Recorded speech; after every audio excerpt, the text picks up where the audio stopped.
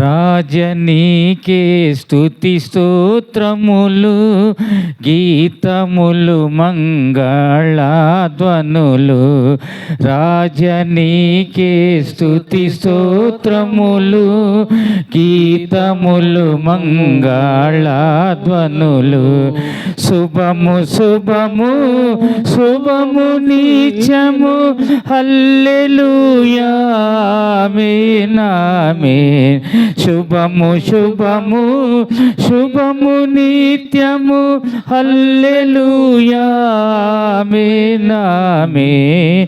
స్తోత్రింతును నిన్ను నాదు తండ్రి, సత్యముతో నాత్మతో నిపుడు. స్తోత్రింతును నిన్ను నాదు తండ్రి, సత్యముతో ఆత్మతో నిపుడు.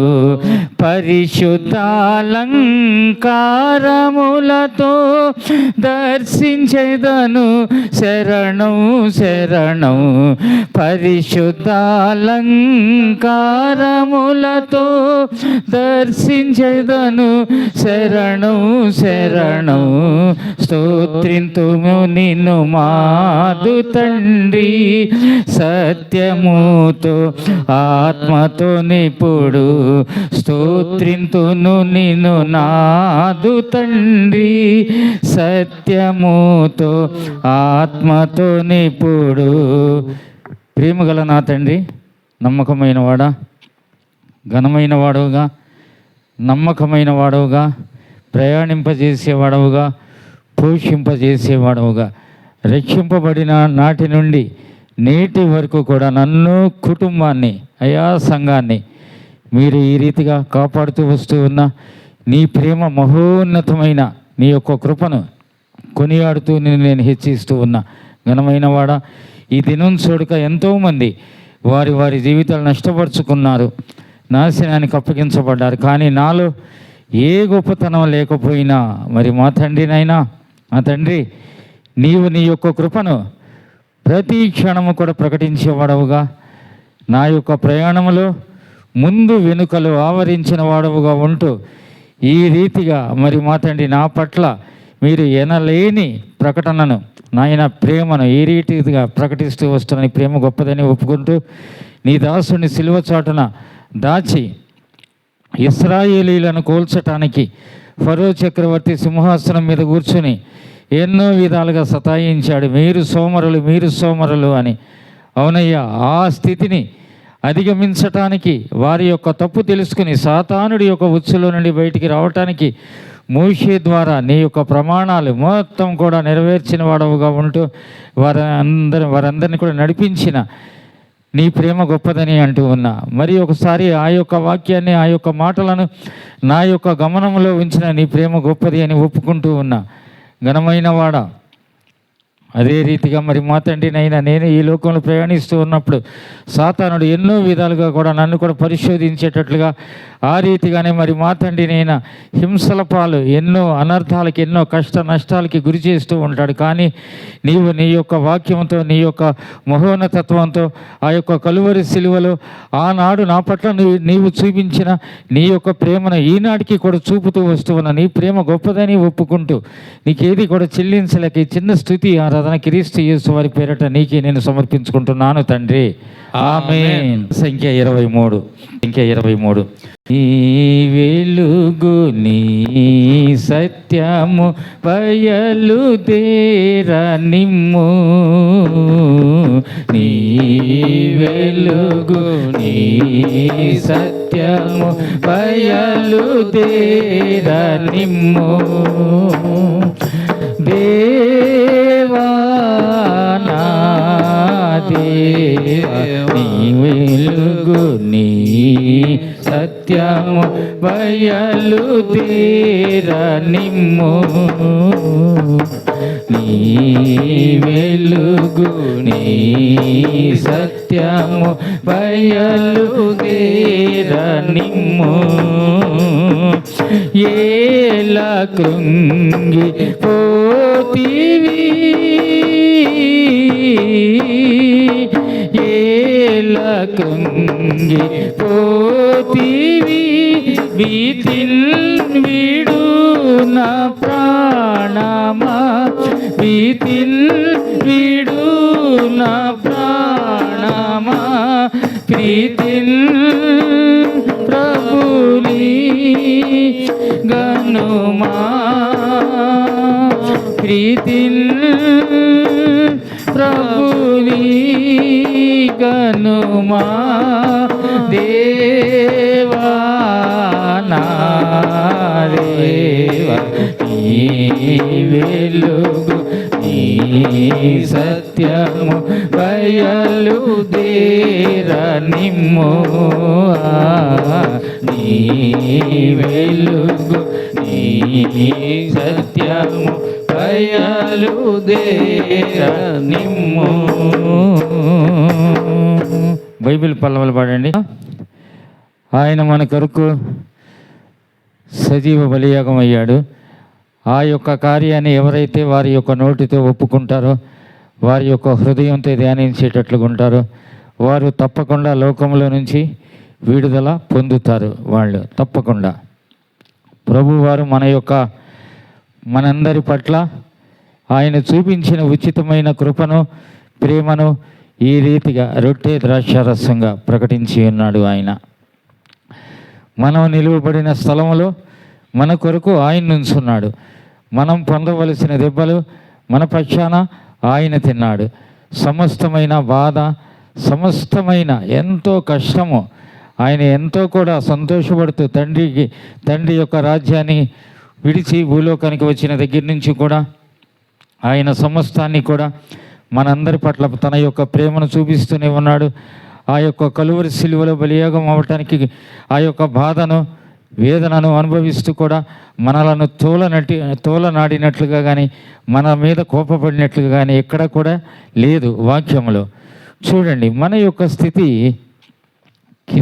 మనము క్రీస్తును పోలి నడుచుకోవాలని వాక్యంలో ఉంది. మనము క్రీస్తును పోలి నడుచుకోవాలి. మనము ఇప్పుడు క్రీస్తును పోలి నడుచుకోవాలి. క్రీస్తు ఎలాంటి వాడు? ఆయన నీతి గల వాడు.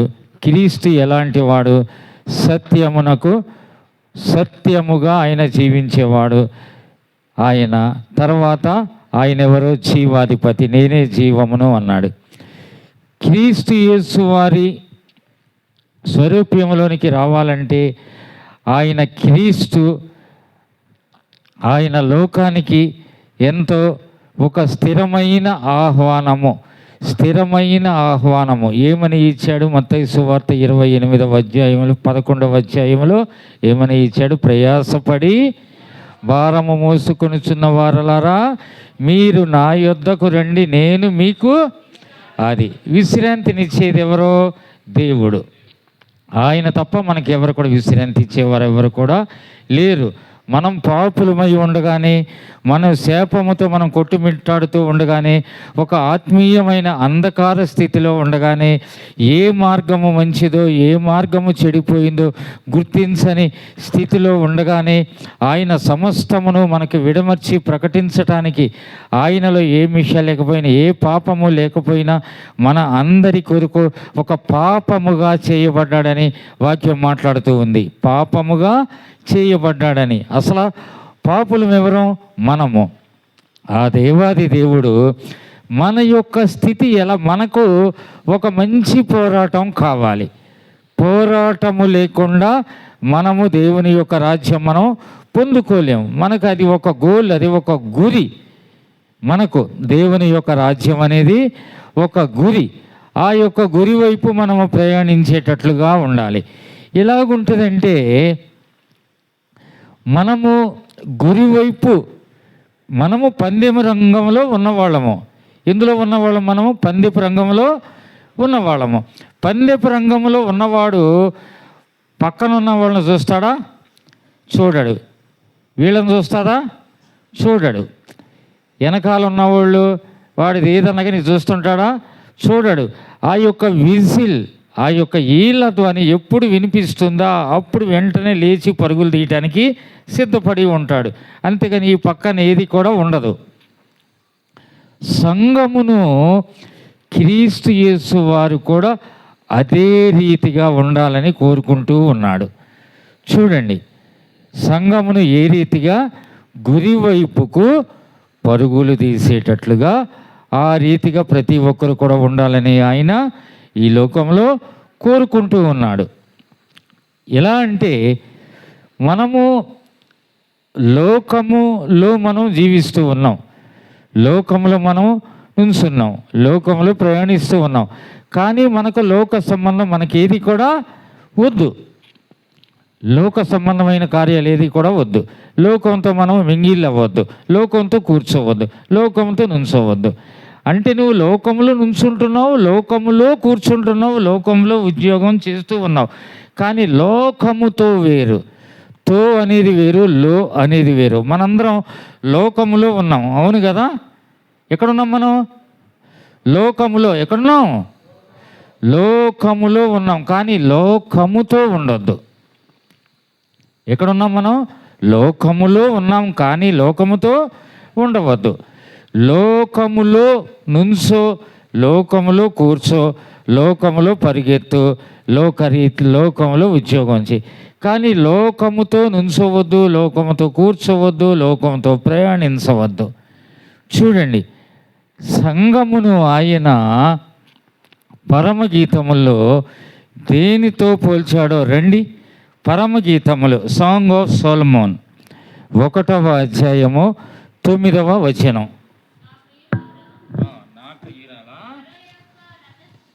రథాస్యములతో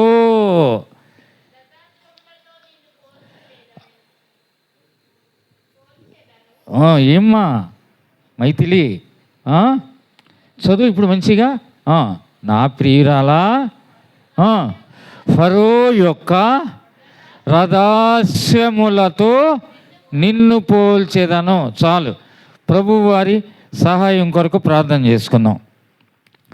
ప్రేమగల మా తండ్రి, నమ్మకమైన వాడా, ఇంతవరకు కూడా ఆరాధన, మా యొక్క ఆరాధన అందుకున్న వాడవుగా ఉన్నందుకు వందనాలు చెల్లించుకుంటున్నా. ఘనమైన వాడా, ఈ దినం చూడక ఎంతోమంది మరణించారు, కానీ మమ్ములను కూర్చుండబెట్టావు నాయన. ఈ సంఘం ద్వారా, బేర్షిబ ద్వారా పరిచర్యకు వెళ్ళిన ఆనంద్ కుటుంబాన్ని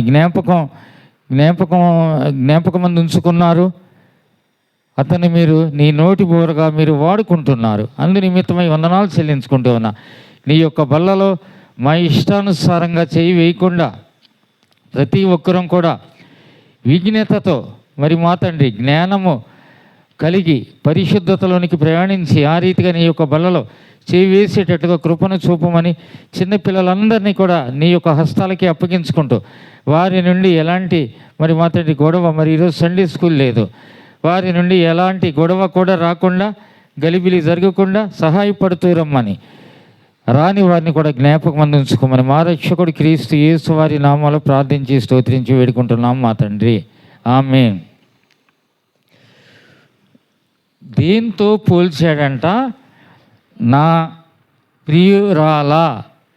ప్రియురాలు ఎవరో? సంఘం. ఎవరో? సంఘము. చెప్పండి అందరూ గట్టిగా.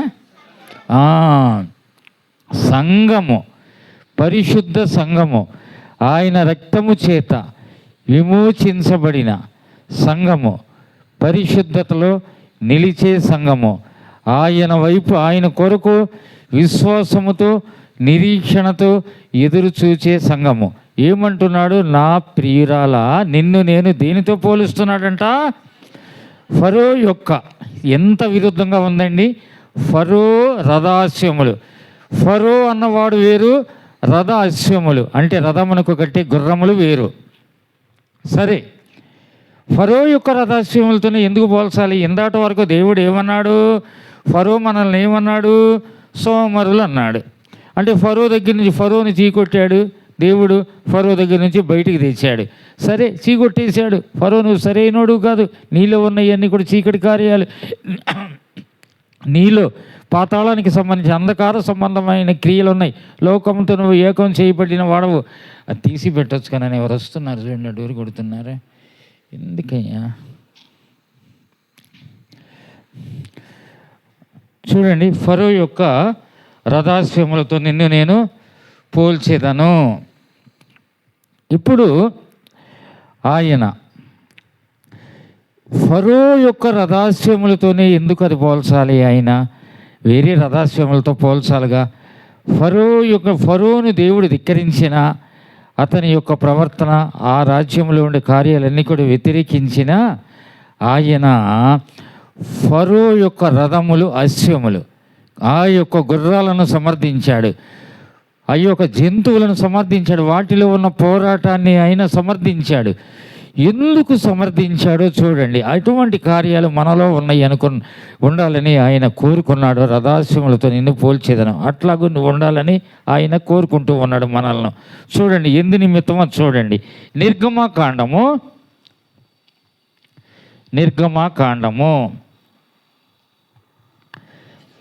14వ అధ్యాయములో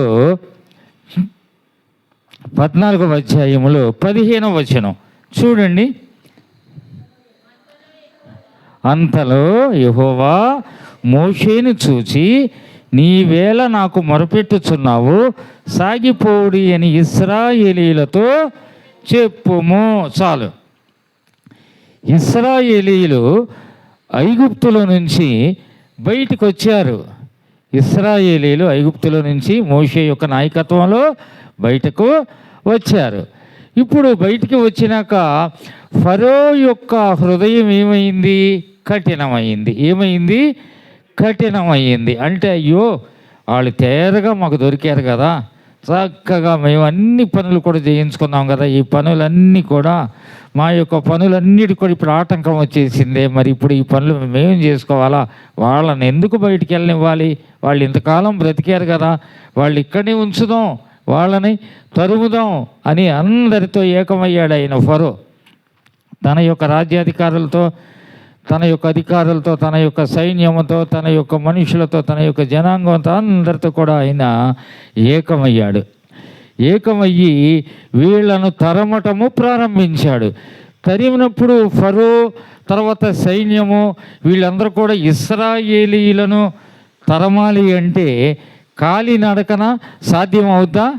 సాధ్యమవ్వదు. వాళ్ళు దేని మీద వస్తారు? రథముల మీద, గుర్రాల మీద వస్తారు. చక్రవర్తి ఒక అధికారంలో ఉన్న వాళ్ళు ఎట్లా వస్తారు? రథాల మీద వస్తారు. రథాలకి ఏముంటాయి? కట్టి గుర్రాలు ఉంటాయి. మిగతా వాళ్ళు ఇంకొంతమంది గుర్రాల మీద వస్తారు. ఇప్పుడు ఈ యొక్క గుర్రాలన్నీ కూడా వాళ్ళను తరమాలి అంటే వాళ్ళను చేరాలి. ఫరో ఏమనుకున్నాడు? నేను ఇశ్రాయేలీయులను చేరి వాళ్ళని వెళ్లకుండా వాళ్ళని అక్కడ సంహరించాలనుకున్నాడు. ఏమనుకున్నాడు? వాళ్ళని అక్కడ సంహరించాలనుకున్నాడు. మొత్తము కూడా ముందుకెళ్ళి, సరే ఇప్పుడు వాళ్ళు కాలినడకన వస్తే సరిపోదుగా. మరి ఫరో యొక్క ఆలోచన జాగ్రత్తగా ఆలకించండి. ఏమన్నాను నేను? ఫరో యొక్క ఆలోచన, సైనికుల యొక్క ఆలోచన, అధికారుల యొక్క ఆలోచన. ఇప్పుడు వీళ్ళకి ఆలోచన ఉంటే సరిపోద్దా? వీళ్ళకి ఆలోచన ఉంటే చాలదు కదా. వాళ్ళ ఆలోచనలతో వాళ్ళు వస్తారా ముందుకు? అక్కడ వాళ్ళు ఆశ్రయించిన, వాళ్లకు కట్టిన, వాళ్ళ రథాలకు కట్టిన గుర్రాలు, వాళ్ళు ఎక్కిన గుర్రాలు ఇప్పుడు ఎలా ఉండాలి? వేగంగా ఉండాలి. గుర్రాలు ఎలా ఉండాలి? వేగంగా ఉండాలి. ఇవి వాళ్ళు తరుముతూ ఉంటే గుర్రములు ఈ పక్కకు చూసినాయి అనుకో, ఈ పక్కగా చూసినాయి అనుకో, వెనుకగా చూసిందనుకో, ముందుకు వెళ్ళగలుగుతాయి? వెళ్ళలేవు. దూరం ఇప్పుడు ఇశ్రాయేలీయుల దగ్గరికి ఈ వస్తూ ఉన్నప్పుడు దూరము ఆ పక్కకో ఈ పక్కకో చూస్తే, వెనుకకు చూస్తే ఆ యొక్క దూరము తరగదు. ఇంకా ఏమవుతుంది? ఇప్పుడు ఎక్కువ అవుతుంది. అంటే వాళ్ళని అందుకోలేరు. కాబట్టి ఇప్పుడు గుర్రాలు ఏం చేయాలి? ఇప్పుడు పరుగులు తీయాలి. ముందు వెనుకలు చూడకుండా, ఆలోచించకుండా ఏం చేయాలి? పరుగులు తీయాలి. చూడండి, ఎర్ర సముద్రం ఉందండి, వచ్చారండి, సంతోషంగానే వచ్చారండి. మరి ఇప్పుడు దేవుని యొక్క అద్భుతాలు, దేవుని యొక్క ఆశ్చర్యాలు, పరలోకం నుండి యజ్ఞ సమస్తం కూడా ఇలాంటివన్నీ కూడా అద్భుతాలన్నీ కూడా గమనించారండి. దేవుని యొక్క క్రియలు మొత్తం, అమ్మో దేవుడు ఎంత గొప్పవాడో అని వాళ్ళందరూ కూడా సంస్తుతించారు. సరే వచ్చారు. వెళుతూ ఉన్నప్పుడు మరి అక్కడంతా కూడా దేవుని యొక్క అద్భుతాలను బట్టి ఫరో భయపడి, ఆ యొక్క జనాంగం భయపడి ఇశ్రాయేలీయులను ఏం చేశారు? పోనిచ్చారు, బయటకు వచ్చారు. మరి ఇప్పుడు వీళ్ళు వెళుతున్న ప్రయాణంలో, కనానుకు వీళ్ళందరూ వెళుతున్న ప్రయాణంలో మరి ఇప్పుడు ఏమొచ్చింది? అడ్డేళ్ళకి ఎర్ర సముద్రం వచ్చింది. ఏమొచ్చిందయ్యా? ఎర్ర సముద్రం వచ్చింది అడ్డు. ఊహించారా వాళ్ళు? వాళ్ళకి తెలుసా? తెలియదు. వాళ్ళ యొక్క ప్రయాణంలో ఫరో యొక్క చేతిలో నుంచి విడిపించబడ్డామని సంతోషంగా గంతులేసుకుంటూ వెళుతున్న వారికి ముందేమొచ్చింది? ఆటంకంగా ఎర్ర సముద్రం వచ్చింది. మరి ఇప్పుడు ఎర్ర సముద్రం వచ్చింది కదా, వాళ్ళు వస్తూ ఉన్నారు కదా, రథాల మీద, గుర్రాల మీద, అశ్వాలు పరిగెత్తుతున్నాయి.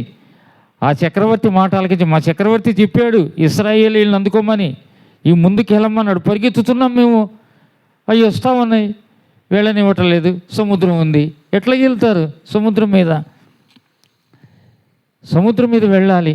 ఇప్పుడు సరే, దేవుడు ఏమన్నాడు? నీ యొక్క చేతిలోని కర్రను చూపించమన్నాడు. కర్ర చూపించటం, ఆ తర్వాత సముద్రము చీలటం, ఇదంతా కూడా వేరే విషయం, అది వేరేది వాక్యం.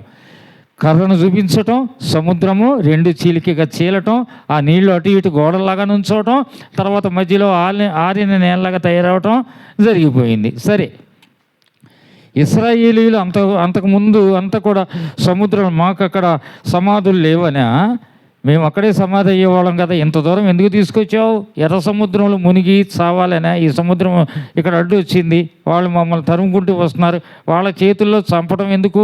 మమ్మల్ని అక్కడే ఐగుప్తులో ఉంటే బ్రతికేవాళ్ళం కదా, ఏంటిది మాకు కర్మ, ఏంటి శోధన అని మోషే మీద, దేవుడి మీద సణుగుతా ఉన్నారు ఈ జనాంగం. సరే, చీలిందయ్యా సముద్రం. ఇప్పుడు ఇశ్రాయేలీయులందరూ ప్రయాణించుకుంటూ వెళ్ళిపోయారు. జాగ్రత్తగా ఆలకించండి. ప్రయాణించుకుంటూ వెళ్ళిపోయారు. లక్షలాది మంది కాల్బలము, పిల్లలతో, చంటి పిల్లలతో, గర్భిణీ స్త్రీలు, వృద్ధులు, వారు అక్కడ కూడగట్టుకున్న మూటలన్నీ కూడా, వాళ్ళ యొక్క గాడిదలు, వాళ్ళ యొక్క గుర్రాలు, వాళ్ళ యొక్క మేకలు, వాళ్ళ యొక్క కోళ్ళు సమస్తం కూడా ప్రయాణిస్తూ ఉన్నాయి. ఇశ్రాయేల్ జనంగాని అటు ఇటు గోడలాగా నుంచుంటే హాయిగా చక్కగా దేవుడు ప్రయాణింపజేస్తా ఉన్నాడు. ప్రయాణించుకుంటూ వెళ్ళిపోయారు. వాళ్ళంతా కూడా వాళ్ళు సముద్రం దగ్గరికి పరిగెత్తుకుంటూ గుర్రాలు వచ్చేసరికి వీళ్ళు ఏమయ్యారు? అవతలకి దాటారు. మరి గుర్రాలు ఇక్కడ ఉంచున్నాయి కదా, మరి వాటికి సముద్రం అనేది తెలుసు కదా, సముద్రం అనేది తెలుసు, నీరు అటు ఇటు చీలిందని, ఇదేంటో అని. కానీ చూడండి, వారి చక్రవర్తి మాటకు ఎంత లోబడినవి, వాళ్ళ చక్రవర్తి చెప్పిన పనిని ఎంత బాగా అన్నమాట పాటించినాయి. నీళ్ళని కూడా చూడకుండా ఏం చేసినాయి? మధ్యకి పరుగులు తీసినాయి. ప్రాణాలు పోతాయి, వాటి యొక్క జీవితాలు అక్కడ ముగించబడతాయి, వాటి అక్కడ అంతము ఈ జనం కానీ తెలుసు. కానీ అవి ఒప్పుకున్న విశ్వాసం, వాటిలో ఒప్పుకున్న కార్యం ఏంటి? ఇశ్రాయేలీయులను చేరాలి, ఇశ్రాయేలీయులను పట్టుకోవాలి, వాళ్ళను సంహరించాలి. ఆ సంహరించే వాళ్ళని మోసుకెళ్తా ఉన్నాయి. ముందు వెనుకలు ఆలోచించాల, పరుగులెత్తినాయి అంతే సముద్రం మధ్యలోనికి. చూడండి ప్రియమైన వారలారా, అవన్నీ కొట్టుకుపోయినాయి, అవన్నీ కూడా సెకండరీ, అట్లా ఉంచుదాం. మన తండ్రి యగు దేవుడు మనతో మాట్లాడుతున్న మాట, మనకు చెప్పిన మాట. అలాగూ నువ్వు ఒక అశ్వము, ఒక లోకాన్ని చూడండి, ఫరో రథాశ్వములతో, అవి అటు ఇటు కూడా చూడకుండా యజమాని మాటకు లోబడి వాటి యొక్క అవి ఎలాగయ్యా మొత్తం కూడా జీవోత్సవాలుగా తేలిపోయినాయి నీళ్ల మీద, జీవోత్సవాలుగా. కానీ ఈ పరుగెత్తటానికి వెనుకాడాల. మన జీవితంలోనయ్యా దేవుడు మనకు ఏమని అన్నాడు? మనకు స్వతంత్రం ఇస్తా అన్నాడా? దాసత్వం ఇస్తా అన్నాడా? స్వతంత్రం ఇస్తా అన్నాడు. స్వతంత్రం ఇచ్చే దేవుని యొక్క మాటలు చాలా గంభీరంగా ఉంటాయి, చాలా కష్టసాధ్యంగా ఉంటాయి, మనం అవి పాటించలేనట్టుగా ఉంటాయి. మనం లోకములో నిలువబడిన మనమందరం కూడా దేవుని యొక్క మాటలు కష్టసాధ్యంగా ఉండవచ్చు, అవి ఒక్కోసారి మనం ఇవి పాటించలేమేమో. ఇలాగూ వారికి వారు వెనుకడుగు వేసే వాళ్ళే ఈ దినాల్లో వారి జీవితాలు నష్టపరుచుకుంటున్నారు. మనము పరుగులెత్తాలి, వేగముగా ముందుకెళ్ళాలి. ఎవరి మాటతో? మనలను సృజించిన, మనలను సంరక్షించిన, మనలను బాగు చేసిన ఆ యొక్క దేవుని మాటతో మనము పరుగులెత్తాలి. అంటే మన యొక్క ప్రయాణము ఆ గుర్రాల మాదిరిగానే మనము చనిపోయేటట్లుగా కాదు, అజ్ఞానంతో. దానిలోని వేగం ఉండాలి, దేవుని యొక్క రాజ్యం మనము చేరాలి. అజ్ఞానం అనేది మనలో ఉండకూడదు, జ్ఞానబద్ధమైన ప్రయాణముతో ఉండాలి మనం. అంటే ఫరో రథాశ్వములతో, ఆ అశ్వములతో ఎందుకు పోల్చాడంటే దానిలోని వేగము, యజమాని స్వరము ఆలకించటం, యజమాని కొరకు వాటి యొక్క ప్రాణాలనవి పెట్టటం.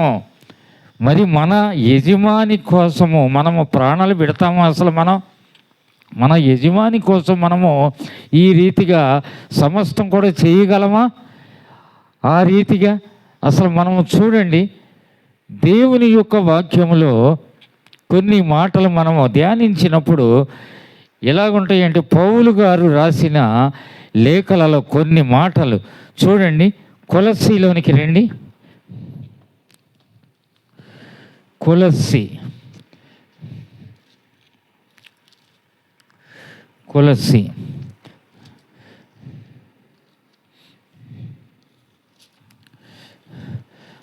కొలస్సీలకు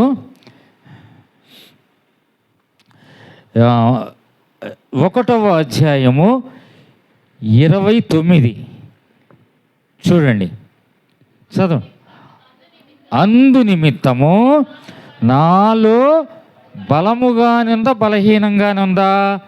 బలముగా కార్యసిద్ధి కలుగజేయు. అంటే ఈ కార్యము చెయ్యాలి అని అంటే అది ప్రోత్సహించే వాంఛ. కార్యసిద్ధి కలుగజేయు ఆయన క్రియాశక్తిని బట్టి. చూడండి, ఆయన క్రియాశక్తి లేనిదే మనం ఒక మంచి పని మనం చేయలేమంట. పౌలు ఎందుకు ప్రయాసపడుతున్నాడంట?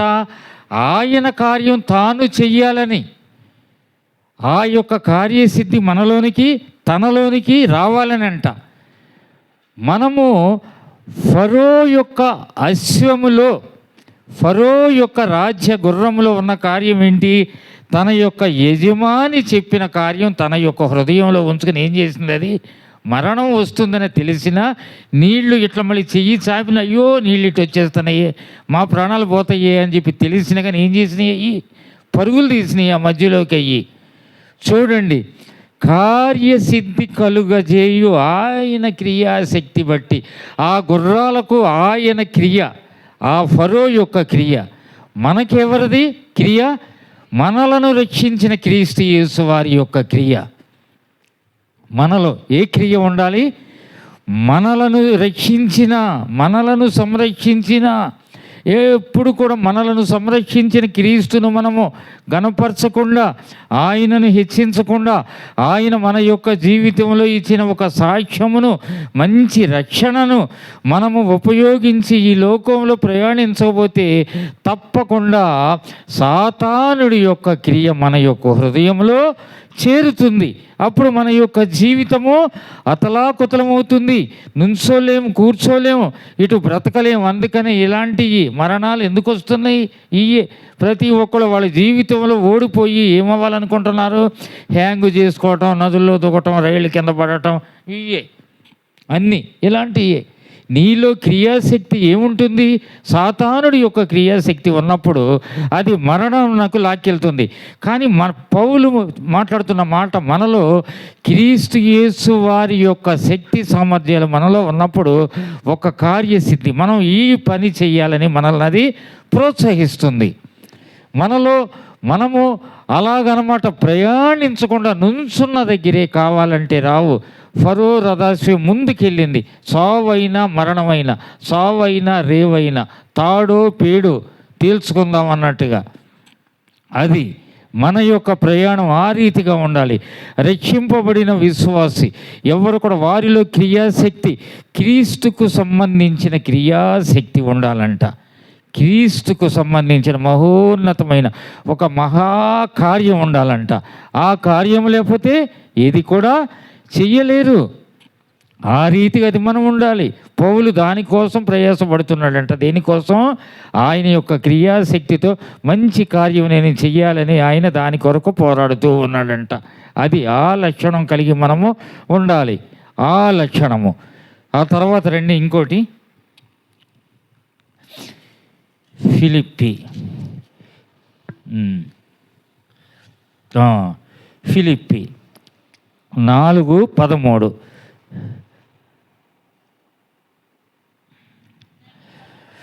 నన్ను బలపరచు వాని యందే నేను సమస్తమును. పౌలు ఇది ఫిలిప్పీ సంఘానికి రాసిన మాట. ఆయన అది రాశాడు. ఎలాగంటే పైన ఉన్న మాటలు బట్టి చూస్తే అది ఆయన ప్రతి శ్రమలో, ప్రతి కష్టంలో, ప్రతి దుఃఖంలో, ప్రతి వేదనలో ఆయనను బలపరుస్తుంది ఎవరంట? దేవుడంట. తనను రక్షించిన దేవుడంట. కాబట్టి నన్ను బలపరచు వాని యందే నేను సమస్తమును, అంటే క్రీస్తుకు సంబంధించిన కార్యాలే చేస్తానన్నాడు. మరి ఇప్పుడు మనందరినీ కూడా అన్నమాట, మనలను ఇంతమంది మనం బ్యాప్టిజం పొందిన వాళ్ళం ఉన్నాం, ఇక్కడ చాలామంది బలలో చేయి వేసేవాళ్ళం ఉన్నాం. మన అందరినీ కూడా ప్రతిదినము, ప్రతి క్షణము, ప్రతిదినము ఇంతవరకు కూడా బలపరుస్తున్నది ఎవరు? మనల్ని దేవుడు. కాబట్టి నువ్వు ఆయన యందు ప్రతి కార్యం చేయాలా, లేకపోతే సాతానుడు బట్టి చేయాలా? ఆయన యందే చేయాలి. ఆయన కొరకే చేయాలి. ఆయన కొరకే జీవించాలి. చూడండి, నన్ను బలపరిచిన వాని యందే నేను సమస్తమును. సమస్తం అంట. సమస్తం. ఎన్నో విషయాల్లో, పిల్లల వివాహ విషయాలకు వచ్చేసరికి చాలామంది విశ్వాస ప్రయాణాల్లో, విశ్వాస పోరాటంలో ఉంచుతూ వివాహంలోకి వచ్చేసరికి అదిగో మా అమ్మాయి అదిగో వాడిని ఇష్టపడింది, అదిగో ఆ అబ్బాయి ఈమెను ఇష్టపడ్డాడు, కాబట్టి వాళ్ళిద్దరిని కూడా దేవా, వీళ్ళది ప్రార్థన ఎవరిని కూడా గేలి చేయట్లా, దేవా మా అబ్బాయి ఆ అమ్మాయిని ఇష్టపడ్డాడయ్యా, ఈ అమ్మాయి ఆడిని ఇష్టపడిందయ్యా, వాళ్ళిద్దరిని కూడా నువ్వు ఇష్టపడు. ఇదే ప్రార్థనలో. వాళ్ళిద్దరిని కూడా నువ్వు ఇష్టపడు. ఇది దేవుని యొక్క ప్రణాళిక, ఇది దేవుని యొక్క క్రియ. ఇదే దీని కొరక నీ యొక్క పిల్లల్ని నువ్వు ఏ విషయంలో నువ్వు సమర్థించొద్దు. దేవుని యొక్క కార్యం ఉంటేనే సమర్థించు. దేవుని యొక్క వాతావరణంలో, దేవుని యొక్క ప్రేమలో నీ పిల్లలు పెరగకుండా, రక్షణ లేకుండా ఉన్నారు, ఖచ్చితంగా అది నీదే తప్పు. నీకు ఇచ్చిన రక్షణానందం వాళ్ళకెందుకు నువ్వు చూపించకుండా ఉన్నావు? నిన్ను బలపరిచింది దేవుడు. నిన్ను బలపరిచిన దేవుడి యొక్క క్రియాశక్తిని నీవు నీ ఇంటి వారికి నువ్వు ఎందుకు చూపించలేకుండా ఉన్నావు? ఎందుకు మనుషులు, వాళ్ళు యవ్వనస్తులు, వాళ్ళ జీవితాలు, వాళ్ళ యొక్క జీవితాలు అర్ధాంతరంగా ముగించుకుంటున్నారంటే నీకు పెంచటం సరిగాకే, నీకు పెంచటం రాలా. అందుకని వాళ్ళు సాతానుడితో పోరాడుతూ ఉన్నారు. ఎప్పుడు సాతానుడితోనే ప్రయాణము వాడితేనే ఉంటుంది, పోరాటం కూడా వాడితేనే ఉంటుంది. ఇప్పుడు మీదేసుకున్నవాడిని, నేను గజ్జి కుక్కలాగా మీదేసుకున్నవాడిని దిగంటే దిగుతాడా? దిగడు. క్రీస్తు యేసు వారు వచ్చి విడిపించవలసిందే. క్రీస్తు యేసు వారు వచ్చి ఆ యొక్క వ్యక్తిలో ఒక అద్భుతం చేయాల్సిందే. సాతానుడు వెళ్తాడా? వెళ్ళడు. నువ్వు అడుగు, దేవా ఈ శ్రమను అనుభవించలేకపోతున్నా, దేవా ఈ కష్టం భరించలేకపోతున్నా, ఇంతవరకు ప్రయాణించింది చాలు, ఈ లోకంతో ఉన్నది చాలు, ఈ లోకంతో కూర్చున్నది చాలు, ఈ లోకంతో నుంచున్నది చాలు, ఈ లోకంతో ముందుకెళ్ళింది, వెనుకకు వెళ్ళింది చాలయ్యా, కానీ ఇప్పుడు నీతో నేను ముందుకు వస్తా. అడగవయ్యా, అడగవమ్మా. అడిగితే తప్పకుండా నీ పిల్లలకి ఇదే పోరాటం అది నేర్పాలి. అప్పుడు ఆయన ఇష్టపడతాడు, నీ దగ్గరికి ప్రయాణించుకుంటూ వస్తాడు. ఇప్పుడు జక్కయ్య ఉన్నాడు, ఆయన మేడి చెట్టెక్కాడు. దానికి ముందు ఎంతో ఉంది పోరాటం. పొట్టి జక్కయ్య రోమన్ హిస్టరీలో ఆయన ఉన్నది 3.5 అడుగులు ఎత్తే, ఎంత దీనుల కంటే కొద్దిగా ఎత్తు. ఆయన మరి క్రీస్తుని చూడాలని ఎక్కడికి ఎక్కాడు? మేడి చెట్టు. మరి దాని ముందు పోరాటం ఎలా ఉంది? ఒక అధికారి, ఒక బిల్ కలెక్టర్, అంటే ట్యాక్స్ వసూలు చేసే వ్యక్తి, మరి అంత అధికారి జనాలందరినీ కూడా వణికించిన వాడు క్రీస్తు ముందు వణికాడు. చూడాలనుకున్నాడు, ఎక్కాడు. జనాలందరూ హేళన చేశారు, నవ్వారు, వికటాటహాసాలు. ఈయనంటయ్యా మనందరం వణికించి, ఆయన చూస్తకి ఈ చెట్టు ఎక్కుతున్నాడు, కింద జారుతూ ఉన్నాడు, పైకి ఎక్కుతున్నాడు, జారుతూ ఉన్నాడు, ఈ పొట్టాడు అన్నారేమో, నవ్వారు. అన్ని హేళనలన్నీ కూడా భరించాడు. కానీ చెట్టు ఎక్కాడు. పిలుపు ఇప్పుడు ఆయన ఆ వేలాది మంది జనాంగము మధ్యలో పిలిచింది ఎవరిని? జక్కయ్యని. ఇంతమందిని పిలిచాడా? వెంబడించే వాళ్ళు వేరు, పోరాటంతో కలిసి వెంబడించటం వేరు. పోరాటముతో కూడిన అనుసరణ, పోరాటంతో వెళ్ళేవాళ్ళు. అది క్రీస్తు ఊరికే దొరకడు, ఒక పోరాటం ఉండాలి. క్రీస్తు నీ దగ్గరికి ఊరికే రాడు, నువ్వు ఆయన కొరకు వెతుకులాడాలి, ఆయన కొరకు పరుగులు తీయాలి. తన యొక్క ఘన చరిత్ర, ఘనత, మొదటి జీవితం, ఎంతో జనాలు వణికించాను నేనని ఆయన కూర్చోాలా. ఆయన క్రీస్తుని చూడాలన్న ఒకే ఒక వాంఛతో ఆయన చెట్టు ఎక్కాడు. ఆ యొక్క వాంఛే చెట్టు మీదకి ఇంతమంది అవహేళనలన్నీ కూడా భరించేటట్లుగా చేసింది. ఆ వాంఛ, క్రీస్తుని చూడాలన్న వాంఛ, మనలో అదే వాంఛ ఉండాలి. అది మనలో అదే వాంఛ ఉండాలి. అదే వాంఛ లేనప్పుడు నువ్వు ప్రయాణించలేవు, నువ్వు ముందుకెళ్ళలేవు, నువ్వేది కూడా చేయలేవు. నన్ను బలపరిచిన వానే ఎందే నేను సమస్తమును చేయగలను. జాగ్రత్త సుమ, నిన్ను బలపరిచింది క్రీస్తు. ఆయన కలువరి శిలువలో సజీవ బలియాగమయ్యాడు. మనం సాతాను చేత, లోకము చేత, లోక పోకడలతో మనమందరం కూడా మన యొక్క జీవితాలు పాడు చేసుకుంటూ ఉండగా, మనమంతా కూడా చెడిపోయి ఉండగా ఎవరు మనల్ని బయట వేస్తారు? ఈ యొక్క బురదలో నుంచి, ఈ యొక్క లోకం అనే ఊబిలోంచి ఎవరు బయట వేస్తారని ఒక నిస్సహాయ స్థితిలో ఉన్నప్పుడు నీ దగ్గరికి వెలుగులాగా క్రీస్తు యేసు వారు వచ్చారు. ఆయన యొక్క చెయ్యి నీకు అందించారు. ఆ చేతిని అందుకో, ఆ చేతిని అందుకో. అటు ఇటు మళ్ళీ ఈవేళ రేపు ఎల్లుండి అని అనుకోకు. ఆయన ఏంటంటే నిత్యుడకు తండ్రి, సమాధానకర్తయ్యకు దేవుడు, ఎల్లకాలం ఉంటాడు, యుగ యుగాలు ఉంటాడు. నువ్వు నేను ఉండంగా కన్ను మూస్తాం కదా, అందుకని కన్ను తెరిచి ఉన్నప్పుడే నువ్వు అందుకో చెయ్యి. ఆయనది. నిన్ను బలపరిచేది ఆయన, నిన్ను పాడు చేసేది సాతానుడు. ఇలాంటి స్థితి మనకందరికీ కూడా ఉండాలి. దేవుని యొక్క క్రియాశక్తి మనలో ఉండాలి. అక్కడేమన్నాడు? క్రీస్తు యేసు వారి యొక్క క్రియాశక్తి, మనము కార్యసిద్ధి, మంచి కార్యం చేయటానికి ఆయన యొక్క క్రియాశక్తి కావాలని నేనంతా కూడా ప్రయాసపడుతున్నాను అన్నాడు పౌలు సంఘంతో, మనతో అన్నాడు. ఇప్పుడు ఇక్కడేమన్నాడు? నన్ను బలపరచువాని ఎందే నేను సమస్తమును కూడా చేయగలను అని అన్నాడు. అది ఆయనకే నేను చేస్తా, లోకంతో నాకేంటి పని? లోకంతో అవునా? హాయ్ అంటే హాయ్, హాయ్ అంటే హాయ్. మొన్న ఒకటి నేను చూశాను వీడియో, అదేదో రాష్ట్రం బీహార్ అంట. ఆ బీహార్ రాష్ట్రంలో ఒక జిల్లా, ఆ జిల్లాలో ఒక మారుమూల ప్రాంతం, అదేదో విలేజ్. వాళ్ళంట ఒకే కంచంలో తింటారంట అన్నం, ఒకే కంచంలోనంట. ఎవరంట? మళ్ళీ భార్యాభర్తలు కాదు, తల్లిదండ్రి సంతానం కాదు, ఫ్రెండ్స్ అంట. ఫ్రెండ్స్ ఎట్లా తింటారంట? ఒకే కంచంలో. అది చూస్తే, వీడియో చూసి సంతోషపడేవాడు ఎవడు ఉన్నాడు? నివ్వెరపోయేవాడు ఉంటాడు, విస్తుపోయేవాడు ఉంటాడు. ఇక్కడ చికెన్, ఇక్కడ మటన్, అక్కడ ఆ కర్రీ, ఇక్కడ ఈ కర్రీ, ఇక్కడ ఈ అన్నం, అటు ఇటు. వాడు అట్లాగుంటే ఈడేమి ఇట్లాగుతున్నాడు, ఈడేమి అట్లాగితే అట్లాగుతామన్నాడు. ఒక 5 నిమిషాలు తినే అన్నము 2 గంటలు తిన్నారు. 5 నిమిషాలు తినే అన్నం ఎంతసేపు? 2 గంటలు. సాతాను 2 గంటలు కాదు, మన అందరిని కూడా జీవితం అంతా కూడా చీకట్లో అట్లాగే అటు తిప్పుతూ ఇటు తిప్పుతూ ఇట్లాంటి చెడిపోయిన కార్యాల్లో తిప్పుతూ ఉండగా అంధకారమైన బ్రతుకులు ఒక వెలుగులాగా ఆయన వెలుగు. అదే రక్షణ. సంఘములో ఆయన కోరుకుంటున్న కార్యం ఏమన్నాడు? ఫరో రథాస్యములతో నీవు లోకంలో ఉన్నావు. ఫరో అంటే లోకం, ఫరో అంటే చీకటి, ఫరో అంటే పాపం, ఫరో అంటే శాపం. అలాంటి లోకంలో ఉన్నావు. కానీ అస్యములో ఉండాల్సిన లక్షణాలు ఏంటి? పరుగెత్తే లక్షణాలు. ఫరోలోగా ఉండకో. ఫరో యొక్క రథాస్యములతో నేను పోలుస్తున్నా అన్నాడు. ఫరోతో అన్నాడా? అనలేదు కదా. ఫరోతో అనలా.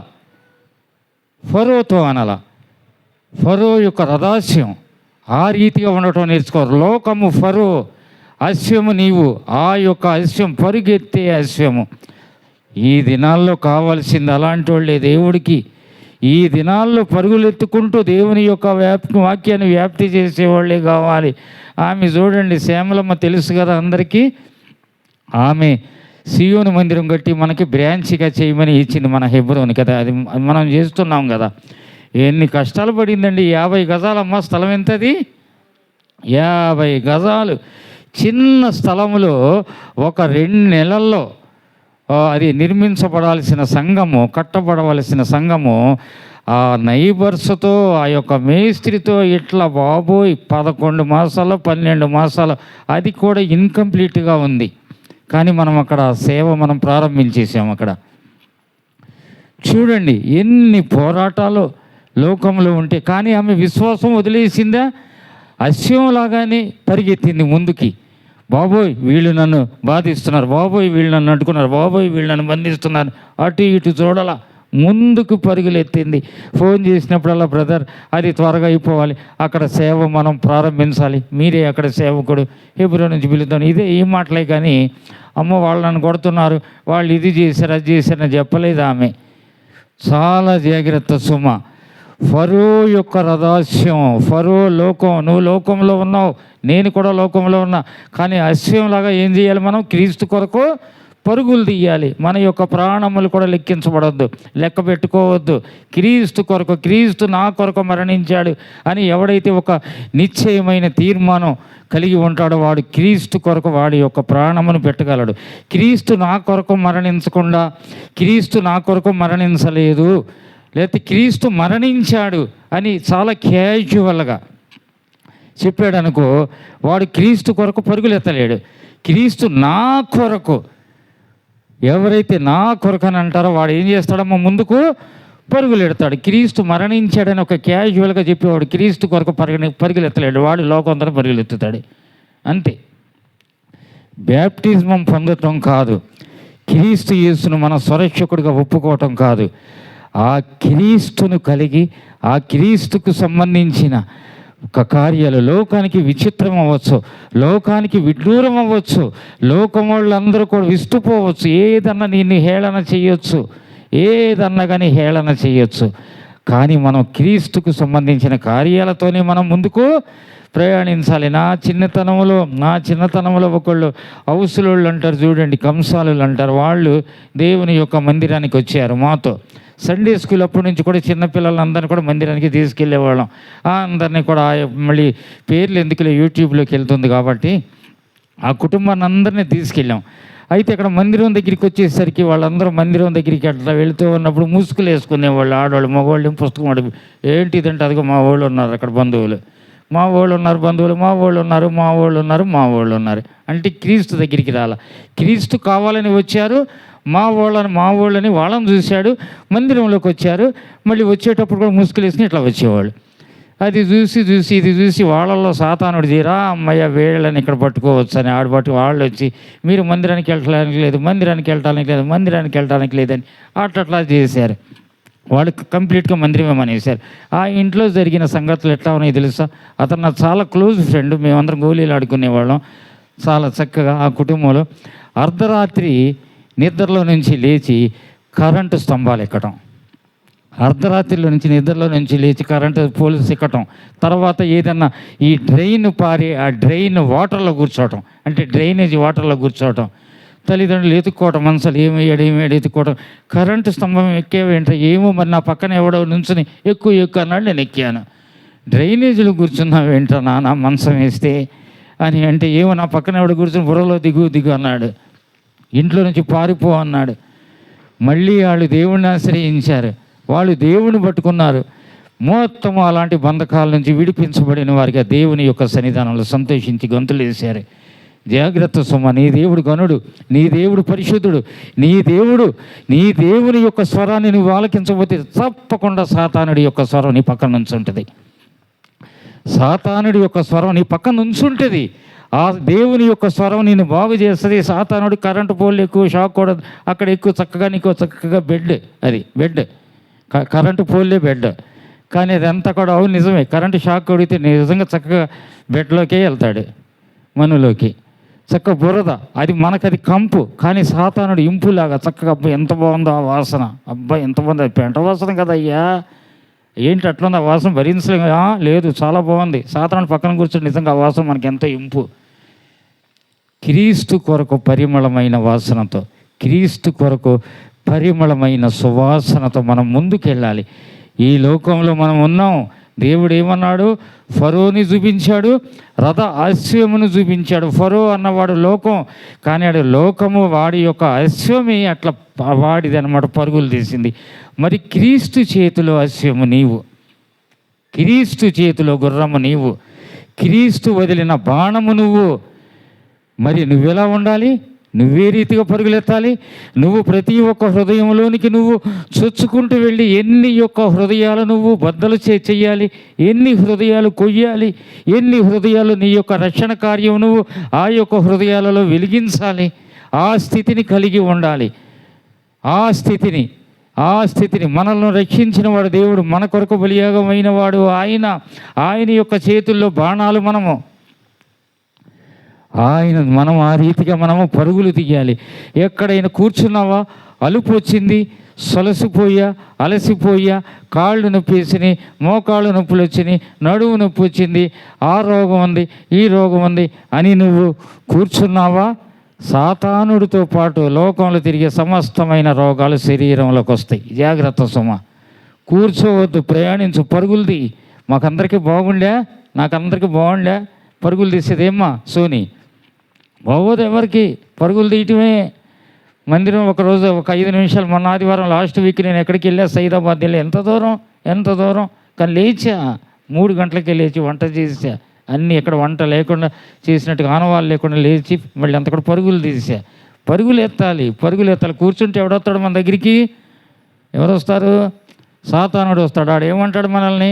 మీరు సోమరులు, నువ్వు సోమరి అంటాడు. మళ్ళీ ఆడెదురుగా మళ్ళీ దేవుడు మన చేతిని విడిచిపెట్టేసాడంటే మళ్ళీ ఆయన దగ్గర మనం మంచి మార్కులు వేసుకోవాలంటే మన జీవితం అంతా కూడా పోరాటమే ఉంటుంది. ఎందుకు?